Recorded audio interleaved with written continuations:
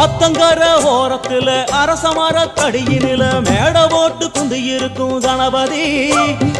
ஆத்தங்கர ஓரத்துல அரசமர கடியினில மேட போட்டு குந்தி இருக்கும் கணபதி. ஒன்ன 3 சுத்து சுத்தி வந்து முத்துன தேங்காய் உடைச்சு சூடம் ஏத்து கும்பிடுறோம் கணபதி.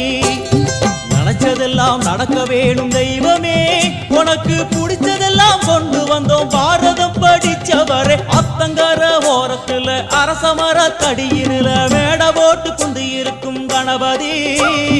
மேட போட்டு குந்தி இருக்கும் கணபதி.